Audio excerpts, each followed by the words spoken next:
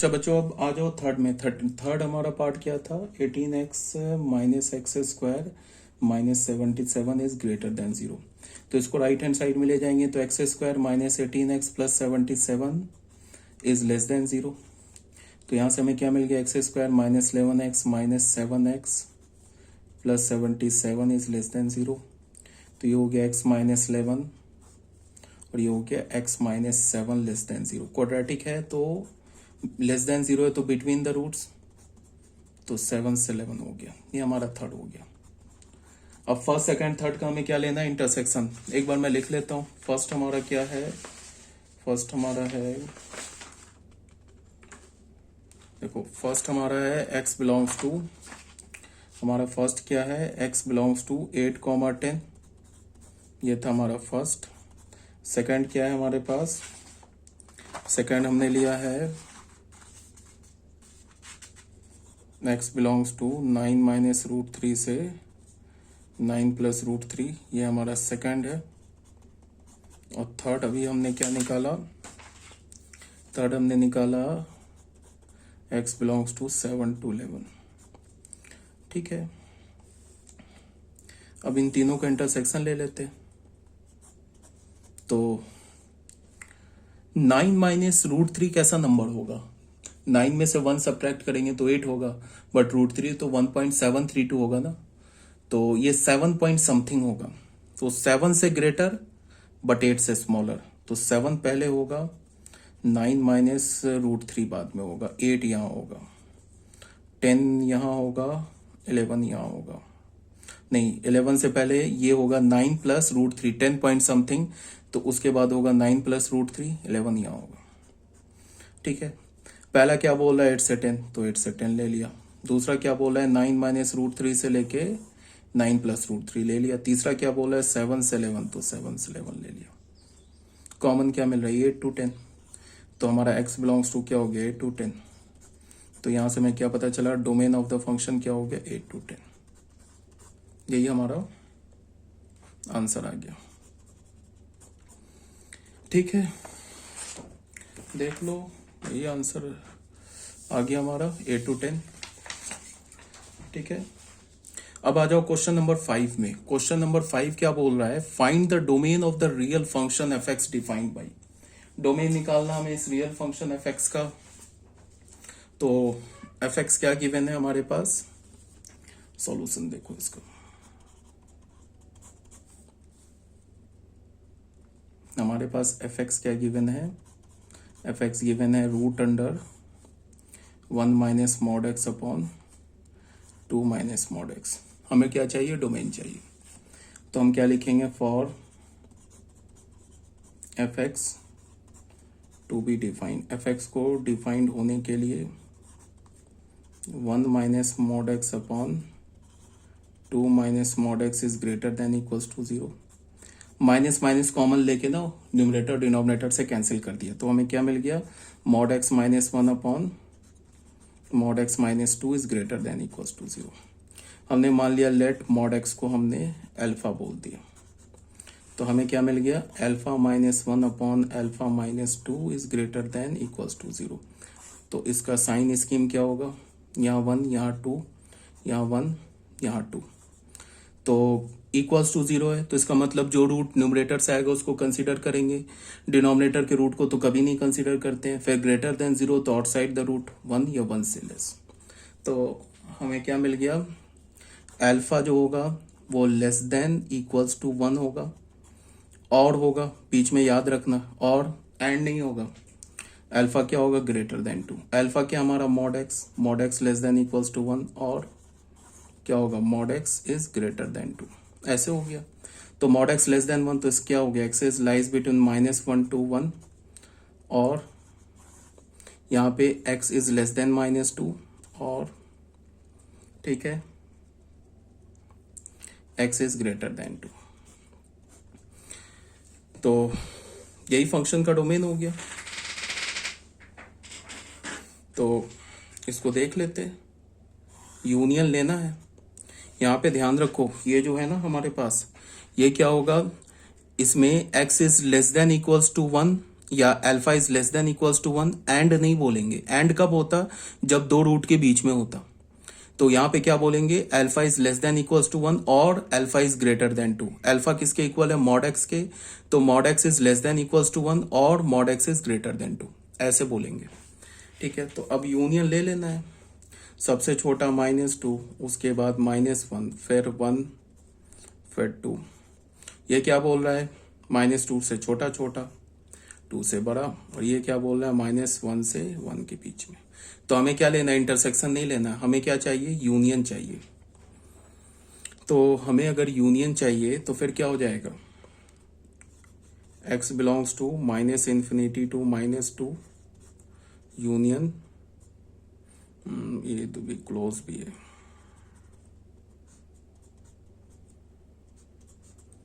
Union 2 to infinity. यही हो गया हमारा final domain of the function, यही हो गया। तो डोमेन ऑफ द फंक्शन क्या हो जाएगा? -∞ से -2 union -1 to 1 union 2 to infinity. ठीक है, तो ये भी हो गया हमारा क्वेश्चन नंबर 5 भी हो गया। अब क्वेश्चन नंबर 6।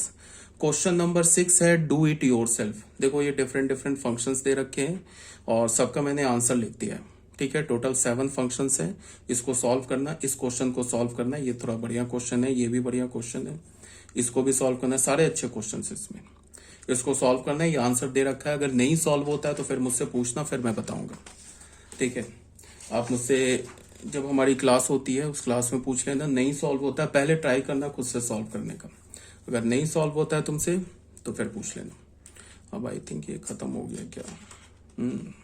लास्ट क्वेश्चन है, ये भी डू इट योरसेल्फ है। ठीक है, डू इट योरसेल्फ का मतलब खुद से करोगे। अब मैं कितने क्वेश्चन कराऊं? यहाँ पे क्या बोल रहा है? तो ऐसे ही क्वेश्चन है, find the domain of the function. इस फंक्शन का हमें डोमेन निकालना है। तो यहाँ पे क्या, y is equal to f x is equal to minus mod x and y is equal to f x. ये दोनों एनसीईआरटी के मिसलेनियस का क्वेश्चन है। तो ये तो बहुत सिंपल क्वेश्चन है। जैसे हमने बोला ना f x is equal to minus mod x, तो यहाँ पे तो कोई प्रॉब्लम ही नहीं है। एक्स को तो कोई खतरा नहीं है किसी भी एक्स से, चाहे एक्स का वैल्यू पॉजिटिव हो, निगेटिव हो, जीरो, कुछ भी हो, एफ एक्स तो डिफाइंड होगा। तो डोमेन क्या हो गया? All real number. अब हमें पता क्या है कि मॉड एक्स जो होता है ना वो ग्रेटर देन इक्वल्स टू 0 होता है for all x belongs to r. ठीक है, तो मॉड एक्स अगर ग्रेटर देन इक्वल्स टू 0 होगा तो माइनस से मल्टीप्लाई करेंगे, क्या हो जाएगा? माइनस मॉड एक्स क्या हो जाएगा? लेस देन इक्वल्स टू 0 हो जाएगा for all x belongs to r. तो यही माइनस मॉड एक्स तो वाई है, यही है ना माइनस मॉड एक्स वाई। तो क्या हो जाएगा? Y is less than equals to 0 for all x belongs to r. तो रेंज फंक्शन का क्या हो गया? -∞ टू 0। ये आंसर हो गया रेंज फंक्शन का। ठीक है, फर्स्ट पार्ट हो गया हमारा सॉल्व। अब आ जाओ सेकंड पार्ट में। एफ एक्स किसके इक्वल है? √9 माइनस एक्स स्क्वायर के इक्वल है।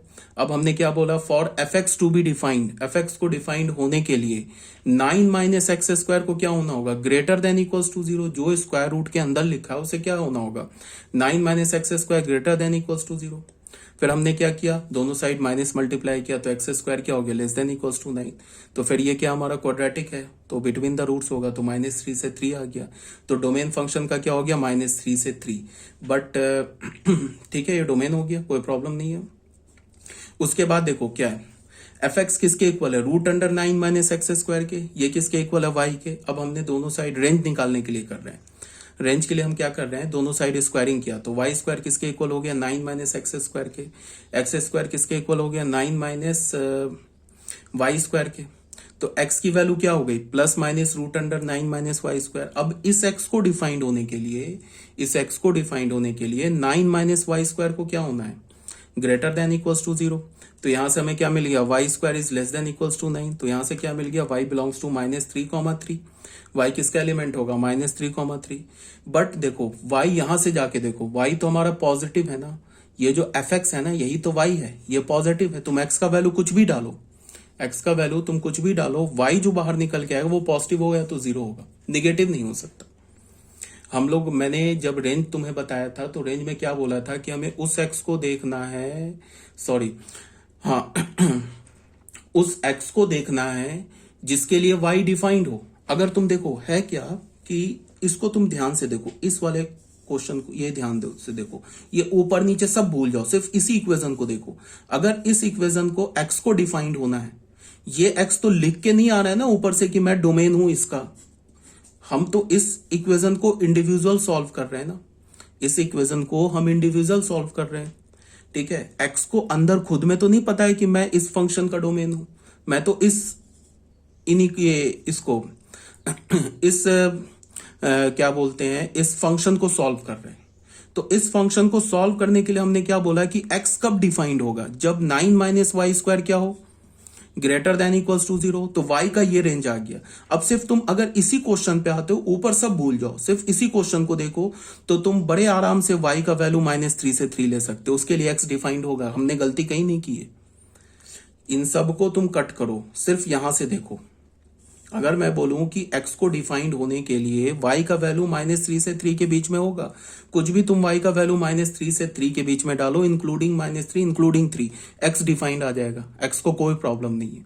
बट फिर हम ऊपर जाके देखें कि अरे x तो है क्या, x क्या होना चाहिए, क्या मैं बोल रहा हूं, y क्या होना चाहिए, x डिफाइंड हो जाएगा। बट फिर हमने क्या देखा, ठीक है, बट हमने क्या देखा, y का वैल्यू तो -3 से 3 के बीच में आ गया, तो यहां पे कोई भी तुम वैल्यू -3 से 3 के बीच में डालो, इंक्लूडिंग -3 इंक्लूडिंग 3, x डिफाइंड होगा, इसमें कहीं कोई प्रॉब्लम नहीं है, ठीक है। फिर बट हमने देखा कि y है क्या, y यहां से ऊपर जाके देखा, y तो पॉजिटिव है, तो हमने बस क्या किया, इसमें निगेटिव वाला हटा दिया y, तो निगेटिव वाला y हटा दिया, तो हमारा फाइनल फंक्शन का क्या आ गया, रेंज आ गया। जैसे हमने इस इक्वेशन को देखा, तो इस इक्वेशन को देखो, ये ऊपर सब भूल जाओ, इसको सॉल्व करोगे तो y का ये रेंज है। अगर ये क्वेश्चन होता ना, ये क्वेश्चन होता, बोलता कि find the value of y for which x is defined, तो ये हमारा आंसर आ जाता। इस y के वैल्यू के लिए x डिफाइंड है, तो y का तो ये वैल्यू आ गया। ये क्या बोल रहा है कि अगर तुम y का वैल्यू -3 से 3 के बीच में लो, -3 और 3 भी ले लो, तो ये x डिफाइंड होगा, कोई प्रॉब्लम नहीं। और ये सही बोल रहा है, यहाँ पे हमने गलती नहीं किया। बट फिर हमने y का वैल्यू जाके देखा कि y तो √9 माइनस एक्स स्क्वायर है, तो उस y को हटा दिया, निगेटिव y को हटा दिया, बिकॉज y तो हमेशा या तो 0 है तो पॉजिटिव होगा, तो निगेटिव को हटा दिया, तो फाइनल फंक्शन का रेंज आ गया, ठीक है। तो ये भी क्वेश्चन हो गया। अब ये क्वेश्चन नंबर 89 जो है, ये भी डू इट योरसेल्फ है, तो इस क्वेश्चन को भी तुम लोग करो सॉल्व। और इसमें से कोई क्वेश्चन मैं कर दूं क्या सॉल्व, देख लेता हूं। ये सब तो इजी क्वेश्चन है। इसको ग्रेटर देन इक्वल्स टू 0 करो, एक्स का रेंज निकाल लो। इसको ग्रेटर देन इक्वल्स टू 0 करो, एक्स का रेंज, ये वैल्यू निकाल लो, डोमेन आ जाएगा। इसको ग्रेटर देन इक्वल्स टू करो, सीधे क्या हो जाएगा, एक्स का ये फंक्शन का डोमेन आ जाएगा। अब ये बताओ, लॉग मॉड एक्स, इसका हमें डोमेन निकालना है, तो इसका डोमेन कैसे निकालेंगे। इसका डोमेन निकालने के लिए हमें क्या देखना होगा कि लॉग के अंदर क्या होना चाहिए, सिर्फ ग्रेटर देन 0 होना चाहिए, इक्वल्स टू 0 भी नहीं होना चाहिए, ठीक है। तो हमें सिर्फ उस x को देखना है जिसके लिए मॉड x ग्रेटर देन 0 हो। तो मॉड x ग्रेटर देन 0 तो हमें पता है कि सारे x के लिए होता है एक्सेप्ट 0। 0 अगर तुम यहां पे डालोगे ना, तो मॉड ऑफ 0 0 हो जाएगा, तो फिर log 0 डिफाइंड नहीं होगा। log का तो आर्गुमेंट ग्रेटर देन 0 होता है ना, तो हमें अगर तुम x का वैल्यू निगेटिव डालोगे तो भी ये log डिफाइंड हो जाएगा। मॉड ऑफ मान लो -2 डालोगे तो -2 का मॉड क्या होगा 2, तो log डिफाइंड हो जाएगा। 3 डालोगे तो 3 का मॉड क्या होगा 3, फिर अगेन log डिफाइंड हो जाएगा। बट अगर तुमने x का वैल्यू 0 डाल दिया तो मॉड 0 0 हो जाएगा, तो log डिफाइंड नहीं होगा। तो इस फंक्शन का डोमेन क्या हो जाएगा, ऑल रियल नंबर एक्सेप्ट 0, ठीक है। अब आ जाओ इस फंक्शन में। अब ये दो फंक्शन का सम है, तो इस स्क्वायर रूट के अंदर लिखा है ये भी ग्रेटर देन इक्वल्स टू 0 होगा, इस स्क्वायर रूट के अंदर लिखा है वो भी ग्रेटर देन इक्वल्स टू 0 होगा। एक इक्वेशन, एक इनइक्वालिटी 1 बनेगी, एक इनइक्वालिटी 2 बनेगी। दोनों इनइक्वालिटी का इंटरसेक्शन ले लोगे, एफ एक्स का डोमेन आ जाएगा, ठीक है। अब ये क्वेश्चन नंबर 6 और क्वेश्चन नंबर 7 में दिमाग लगाना, इसको मैं हिंट दे दे रहा हूं, इसको परफेक्ट स्क्वायर में बदल लेना, उसके बाद सॉल्व करना, इजिली सॉल्व हो जाएगा, ठीक है। अंदर जो लिखा है ना, ये परफेक्ट स्क्वायर में कन्वर्ट हो जाए। कैसे होगा वो तुम दिमाग लगाना, तुमसे नहीं होगा सॉल्व तो फिर मैं बता दूंगा। अब क्वेश्चन नंबर 7 देख लो। इसमें मॉड के अंदर, ये स्क्वायर रूट के अंदर क्या लिखा है 5 मॉड एक्स। इसमें भी मैं तुम्हें क्वेश्चन तो नहीं करूंगा सॉल्व, बट तुम्हें हिंट दे देता हूं कैसे ये सॉल्व होगा। देखो क्या लिखा है मॉड के अंदर ना, ये स्क्वायर रूट के अंदर देखो सॉल्यूशन इसका। इसको डिफाइंड होने के लिए क्या होगा, 5 mod x minus x square minus 6 को क्या होना होगा, ग्रेटर देन इक्वल्स टू 0। ठीक है, तो इसके लिए फिर हमने इसको माइनस ले लिया, कॉमन लेके मल्टीप्लाई कर दिया, तो x square minus 5 mod x को, x square minus 5 mod x plus 6 को क्या होना होगा, लेस देन इक्वल्स टू 0। अब यहां पे दो केस बनेगा, केस 1 व्हेन, चलो यहाँ पे ना इसको मैं सॉल्व ही कर देता हूँ, तो मैं ना सॉल्व ही कर देता हूँ इस क्वेश्चन को, मैं सॉल्यूशन सॉल्व ही कर देता हूँ। क्वेश्चन नंबर 7 को मैं सॉल्व कर देता हूँ। हमारे पास एफ एक्स क्या है, एफ एक्स है हमारे पास root under 5 mod x minus x square minus 6। इसको मैं सॉल्व कर देता हूँ। देखो यहाँ पे क्या लिखेंगे, for f x to be defined, for f x to be defined, इसको डिफाइंड होने के लिए क्या होना होगा, एफ एक्स को डिफाइंड होने के लिए 5 mod x minus x square minus 6 को क्या होना, ग्रेटर देन इक्वल्स टू 0। तो यहां से क्या हो गया, x square minus 5 mod x plus 6, ये लेस देन इक्वल्स टू 0 हो गया। ठीक है, अब हमें केस लेना होगा, केस 1, बिकॉज हमें मॉड हटाना है, मॉड को हटाना है ना हमें, तो मॉड को हटाने के लिए हमने केस 1 ले लिया, x is greater than equals to 0। ठीक है, ऐसे केस ले लिया, तो जब x is greater than equals to 0, ये हमारा केस 1 का इनिशियल कंडीशन हो गया। तो फिर क्या हो जाएगा, x square minus 5x plus 6 is less than equals to 0। कोई प्रॉब्लम नहीं है, मॉड हट गया। अब ये क्या होगा, एक्स स्क्वायर माइनस 6x प्लस x, नहीं, x square minus 3x minus 2x plus 6 is less than equals to 0, ऐसे हो गया। तो यहां से हमने x कॉमन लिया, तो ये हो गया x माइनस 3, ये माइनस 2 कॉमन लिया, x माइनस 3, तो x क्या हो गया, 2 to 3, ये हो गया। अब ये क्या है, ये केस का इनिशियल कंडीशन है और ये केस का फाइनल कंडीशन है, या मतलब फाइनल आंसर है। समझ में आया केस क्यों लिया, केस इसलिए लिया कि हमें मॉड हटाना है ना, इसको हमें सॉल्व करना है। तो ये सॉल्व ऐसे थोड़े ना हो जाएगा, ये मॉड हटेगा तभी तो सॉल्व होगा। तो मॉड हटाने के लिए केस लेना होगा ना, एक बार केस लेना होगा x is greater than equals to 0, एक बार केस लेना होगा एक्स इज लेस देन 0। तो हमने ग्रेटर देन 0 लिया केस 1 में, तो ये केस का इनिशियल कंडीशन हो गया। केस को सॉल्व करने के बाद ये हमें आंसर मिला। मैंने क्या बोला था कि बिटवीन द केस, केस के बीच में हम इंटरसेक्शन लेते हैं और जितने केसेस बनाते हैं उसका यूनियन लेते हैं, वो हमारा फाइनल आंसर होता है। तो ये क्या बोल रहा है, ग्रेटर देन इक्वल्स टू 0। चलो एक बार नंबर लाइन पे बना लेते हैं। ये केस का इनिशियल कंडीशन क्या बोला है, 0 0 से बड़ा, ये 2 है, ये 3 है, 2 और 3 के बीच में बोल रहा है। तो इंटरसेक्शन क्या आ गया हमारा, जो S1 आया पहले केस का, वो क्या हो गया 2 to 3, इसको हमने ए बोल दिया। अब केस 2 लेते हैं। केस 2 क्या होगा, एक्स इज लेस देन 0, तो फिर क्या होगा, एक्स स्क्वायर माइनस, ये लेस देन 0 होगा तो फिर क्या होगा, ये मॉड हटाएंगे तो माइनस एक्स आ जाएगा, तो माइनस एक्स आ जाएगा, तो ये प्लस एक्स हो जाएगा, plus 6 is less than equals to 0। तो ये क्या हो जाएगा, x square plus 2x plus 3x plus 6 is less than equals to 0। तो ये क्या हो जाएगा, x प्लस 2x प्लस 3, तो x क्या होगा, बिलोंग्स टू -3 से -2। अब फिर ये देखो केस का इनिशियल कंडीशन, केस को सॉल्व करके आंसर आ रहा है, ये बोल रहा है लेस देन 0, तो इसका और इसका इंटरसेक्शन क्या होगा, यही होगा इसका इंटरसेक्शन। तो क्या हो गया, S2 क्या हो गया हमारा, -3 से -2। ठीक है, ये हमारा B हो गया। अब A और B का यूनियन हमारा इस क्वेश्चन का आंसर हो जाएगा। तो A और B का यूनियन क्या होगा, यही यूनियन होगा, 2, 3 यूनियन -3, -2, आंसर हो गया, यही होगा। देखो -3, -2 यूनियन 2, 3, आंसर हो गया। ठीक है, अब इस क्वेश्चन को कैसे करेंगे सॉल्व, ये सब तो बता दिया कैसे होगा सॉल्व। इसमें भी मैंने हिंट दे दिया कि इसे परफेक्ट स्क्वायर में कन्वर्ट कर लेना, फिर स्क्वायर विद स्क्वायर कैंसिल हो जाएगा, फिर ये एक सिंपल फंक्शन में कन्वर्ट हो जाएगा। बहुत इजी क्वेश्चन, अगर तुमने इसको परफेक्ट स्क्वायर में कन्वर्ट कर लिया ना, बहुत आसानी से सॉल्व हो जाएगा। फिर स्क्वायर रूट वगैरह कैंसिल होगा, सिंपल फंक्शन बन जाएगा, उसे सॉल्व कर लेना। अब ये सब तो बिल्कुल यार बच्चा क्वेश्चन है, ये x अपॉन मॉड x का हमें रेंज निकालना है, ये तो खुद ही मतलब कर ही देता हूं मैं ना कुछ।